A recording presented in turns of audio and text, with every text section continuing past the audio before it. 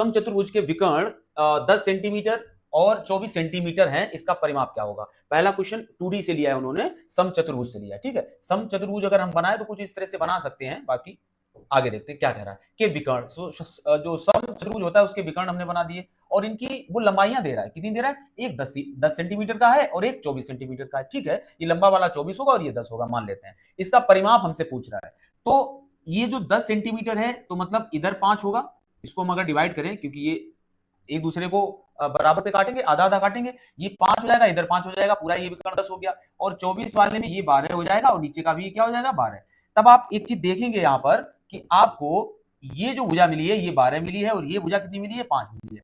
और जो समचतुर्भुज होता है, जो समचतुर्भुज होता है, इसके जो विकर्ण होते हैं, समचतुर्भुज के जो विकर्ण होते हैं वो आपस में 90 डिग्री पर प्रतिच्छेद करते हैं। कितने पे करते हैं? 90 डिग्री पे। तो ये जो एंगल बनेगा ये कितने डिग्री का बनेगा? जाके 90 डिग्री का। यानी दैट मींस ये जो हमारा त्रिभुज बनेगा, अगर हम इसको ए बी सी डी नाम दे दें, ये जो त्रिभुज हमारा बनेगा जाके ये समकोण त्रिभुज बनेगा। और समकोण त्रिभुज की दो चीजें हमें पता है यहाँ पर। क्या पता है? आधार 5 पता है, अगर इसको अलग से बना दें, आधार इसका 5 पता है और लंब इसका 12 पता है। तो आपको शायद पता होगा पाइथागोरस प्रमेय से जब आप निकालोगे इसको, आधार का वर्ग प्लस लंब का वर्ग, तो उसका जब वर्ग करोगे, जोड़ोगे, उसका वर्गमूल लेने पर आपको ये भुजा जो है वो कितनी प्राप्त होगी? 13 प्राप्त होगी। इसको ट्रिपलेट भी कहते हैं भाई। जैसे 3 के साथ 4 आता है, 5 आता है कर्ण, उसी तरह से 5 के साथ 12 आता है। ये तो आपको ऐसे ही पता होनी चाहिए, 13 आता है। तो ऐसी कुछ होती है। ठीक है, तो यहां पर ये भुजा कितनी हो जाएगी? 13। अब क्योंकि ये क्या था? एक समचतुर्भुज था, तो इसका ये भी मतलब निकलता है कि इसकी चारों भुजाएं कितनी कितनी होंगी? 13 13 होंगी। तब परिमाप क्या होता है?